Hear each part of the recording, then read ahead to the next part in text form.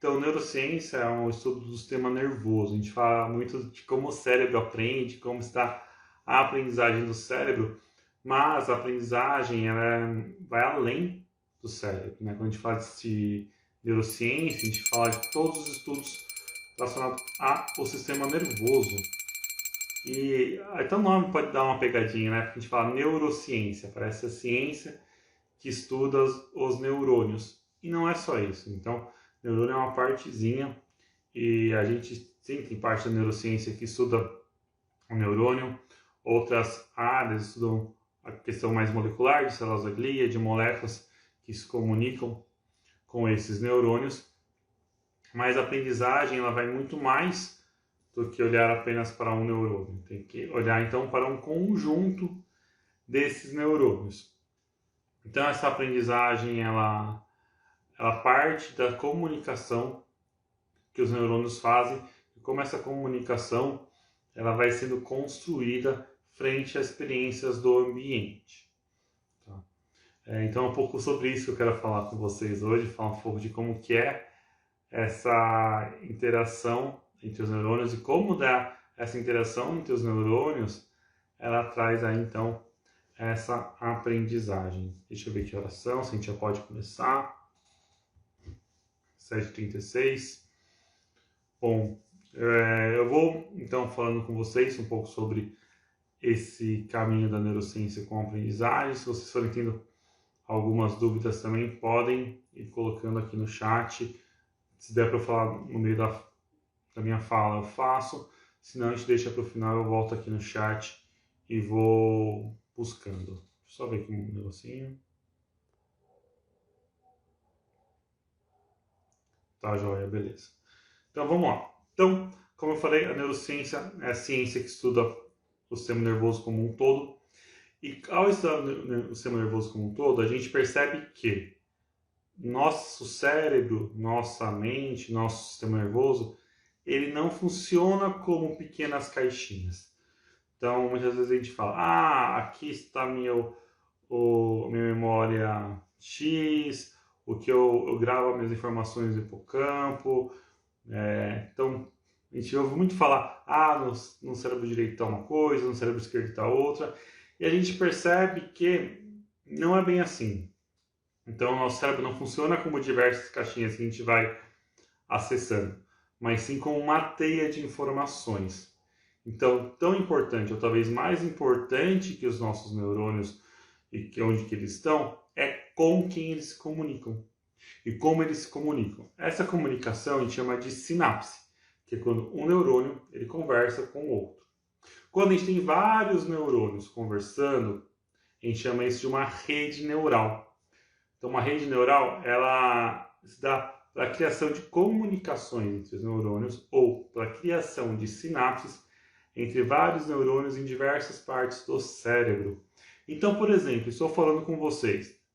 Ao falar com vocês, o meu som ele entra pelo ouvido de vocês, né? Vai para uma área auditiva, uma área temporal. Dessa área temporal, vai tentar identificar minha fala numa parte parietal, depois envia para as funções executivas, para a memória de trabalho no córtex pré-frontal e vai acessar as memórias que vocês têm daquilo que eu estou falando, no lobo parietal, outras questões do lobo frontal, enfim. Ele vai acessar diversas partes do cérebro para tentar entender sobre aquilo que você está vivendo no momento. Então, seja uma informação que eu dou para vocês, por exemplo, auditiva, que vocês estão ouvindo, sobre a minha fala. Tá? Então, quando a gente processa informação, a gente não processa num lugarzinho específico, mas a gente processa no cérebro como um todo, dentro dessa rede neural que já foi previamente criada. Então, a neurociência, a aprendizagem se dá por essas conexões, por essas redes neurais que vão se formando a partir de estímulos do ambiente. A gente também não aprende nada se a gente não tiver esse estímulo. Então a gente não tem uma aprendizagem, por exemplo, escolar, se a gente não estuda, se a gente nunca ouviu. Você não sabe falar inglês, por exemplo, se você nunca teve uma estimulação para que você fale inglês. Isso não é um passe de mágica que você começa a falar. Você precisa ter um estímulo. Isso que a gente chama de ambiente. Então, o ambiente tem que mexer com o nosso sistema nervoso. Esse sistema nervoso, ele vai criar uma rede neural para aquela aprendizagem que eu estou tendo. Essa criação de redes neurais, essa criação de sinapses, a gente chama de plasticidade. O que seria isso, então, essa plasticidade? Plasticidade é a capacidade que o meu cérebro tem de se moldar frente às experiências que eu tenho com o mundo, frente ao ambiente que eu vivo.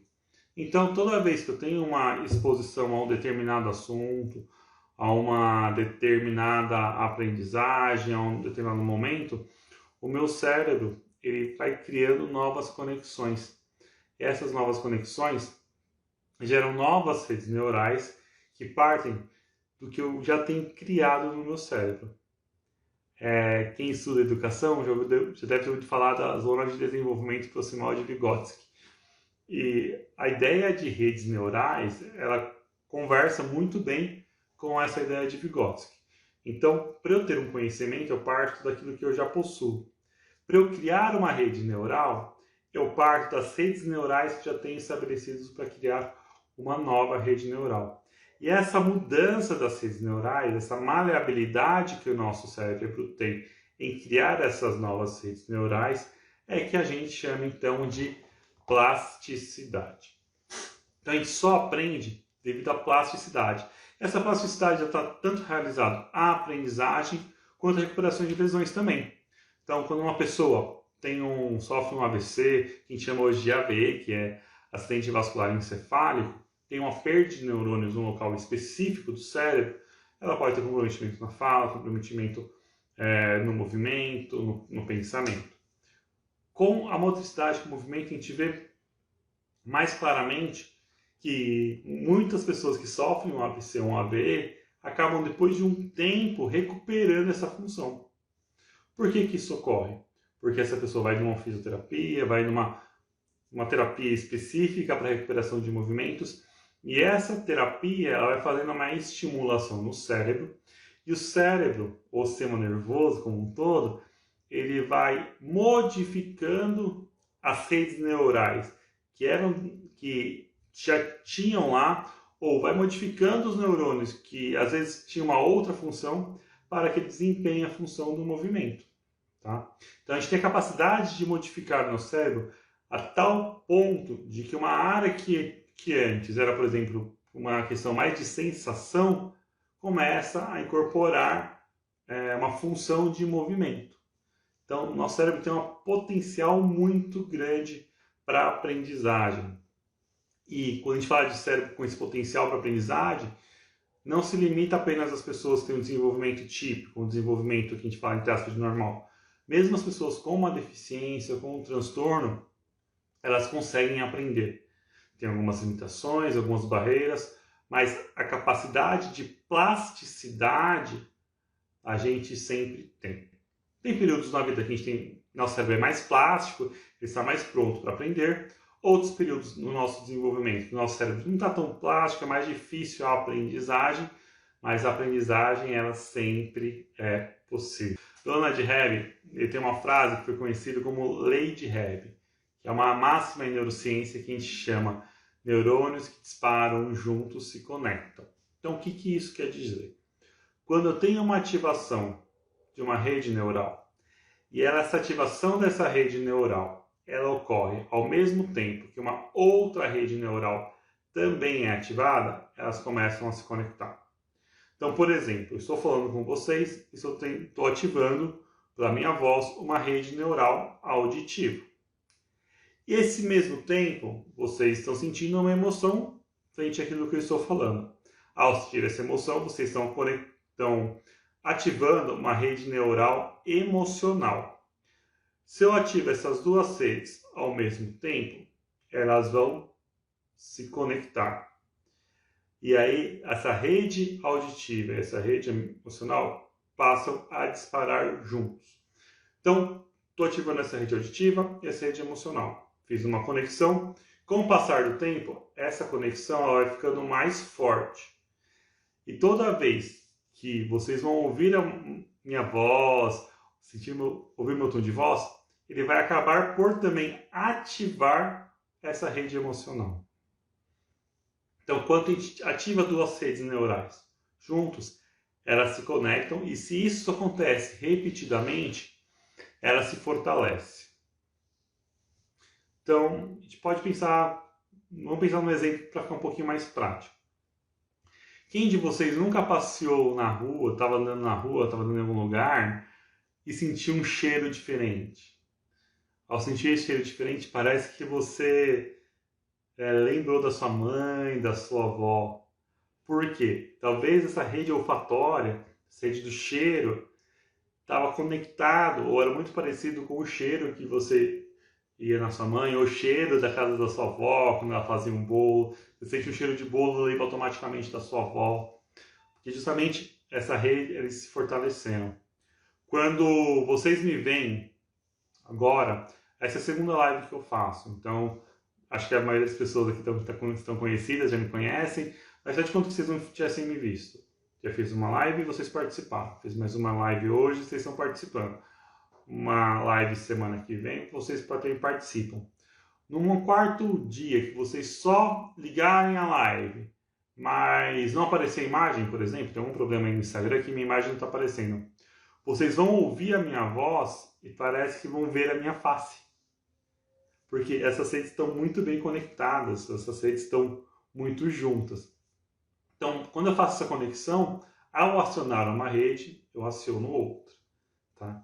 Uma questão meio que inconsciente. Então, quem nunca estava na escola, estava na faculdade, ouviu o professor lá na sala, já imaginou ele falando. Ou quem nunca leu uma mensagem do WhatsApp e parece que ouviu com a entonação de voz da pessoa que estava escrevendo. Porque você já faz toda a associação da escrita, da forma de falar, viu a imagem dela, a carinha lá no WhatsApp, você também acaba lendo a mensagem com a sua própria entonação, porque você conectou todas essas redes. Ok, beleza. O que isso traz para a gente da aprendizagem? Então isso mostra que a gente tem uma aprendizagem mais contextual de tudo que está em volta quando você tem uma determinada experiência, quando você tem uma determinada vivência, mas também leva a gente a pensar entre alguns cuidados. Então, se eu dou uma aula e essa aula é boa, gera uma emoção, a pessoa fica motivada, ela vai para um outro dia, também tem uma outra aula, também fica motivada, ela começa a associar tanto a mim quanto aquilo que eu ensino como algo bacana, algo positivo. Porém, se eu dou uma aula, a aula é chata, entediante, se eu dou uma aula, eu sou muito grosseiro, eu afasto a pessoa, numa próxima aula, ela já vai sentir uma repulsa ao que eu estou ensinando. Ela já vai sentir um distanciamento àquilo que eu estou dizendo. Hoje mesmo eu estava conversando sobre um formador, uma pessoa que deu uma formação há alguns anos atrás, onde eu trabalho, que as pessoas nos primeiros dias iam motivadas, a primeira aula dele foi bem bacana.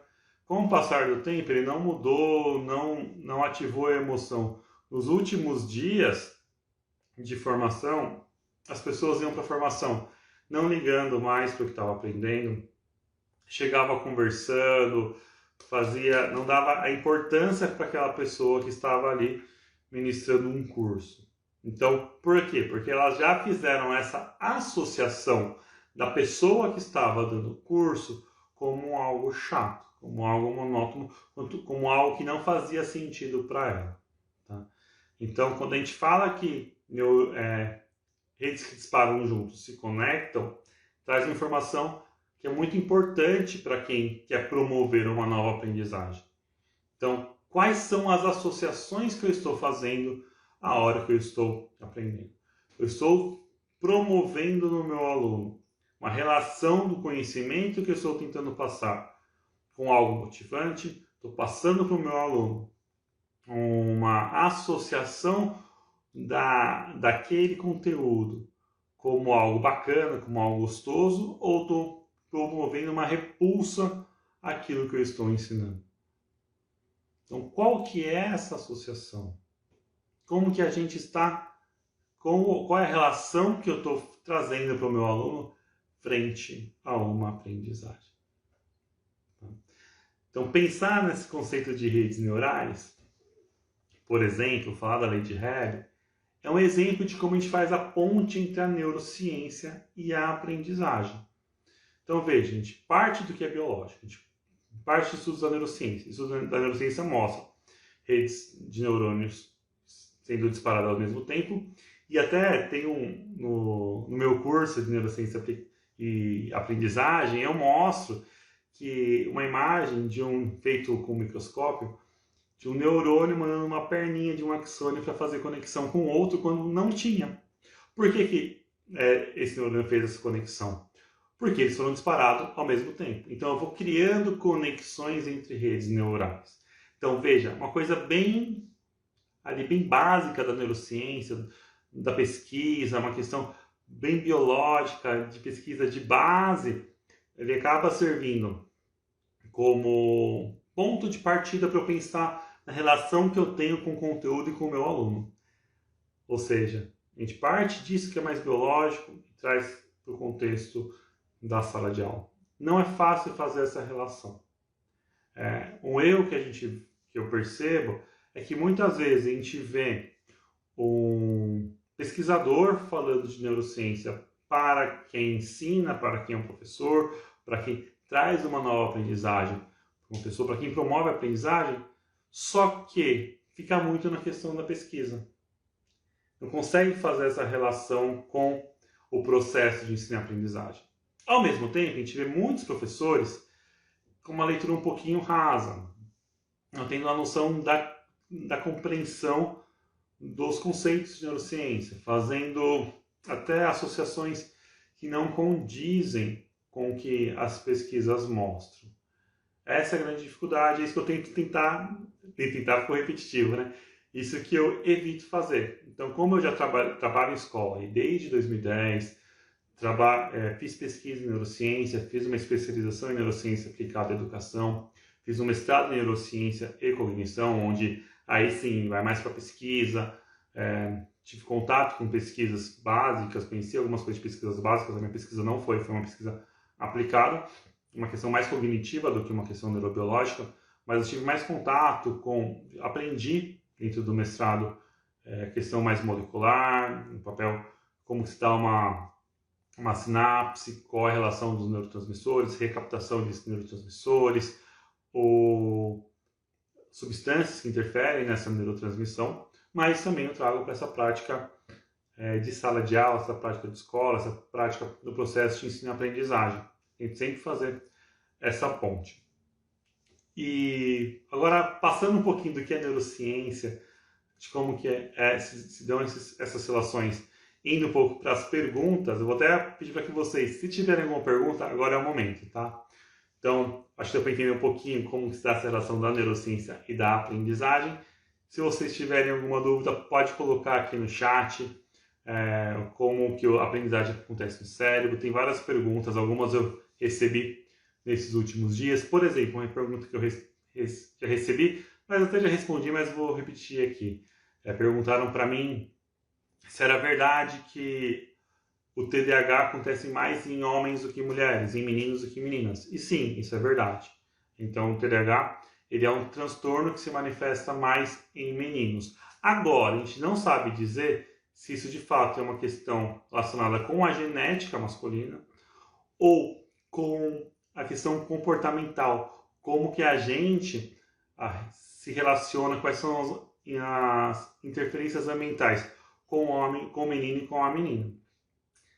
Por quê? No TDAH, por exemplo, a predominância combinada e a predominância imperativa, elas se apresentam mais em meninos. Quando a gente vai para a predominância desatenta, eles se equilibram em meninos e meninas. Será que a gente não hiperestimula culturalmente os meninos para serem mais hiperativos, para ter menos atenção, e as meninas a gente estimula para que elas sejam mais cuidadosas, que elas sejam mais calmas? E será que isso também interfere na epigenética, ou seja, na manifestação que os genes ocorrem? Então, tem uma diferença assim, de meninos e de meninas, de homens e mulheres, nos diversos transtornos mentais. Então, quando a gente fala de TDAH, dislexia, acontecem mais em meninos. Quando a gente vai falar com um transtorno emocional, por exemplo, isso acomete mais mulheres. Então tem essas diferenças, mas é difícil a gente saber se é algo de fato genético, da genética da mulher ou da genética do homem, ou se é isso se dá por uma questão nutrida. Então, por uma questão que o ambiente interfere e leva que tenha mais predominância em um sexo ou outro. Em neurociência tem uma grande discussão que a gente fala de nature ou nurture. O que é isso? Nature natural, algo que é genético, algo que vem natural, ou algo que é nurture, nutrido com o ambiente. Então, será que essas questões são mais ambientais ou são mais genéticas?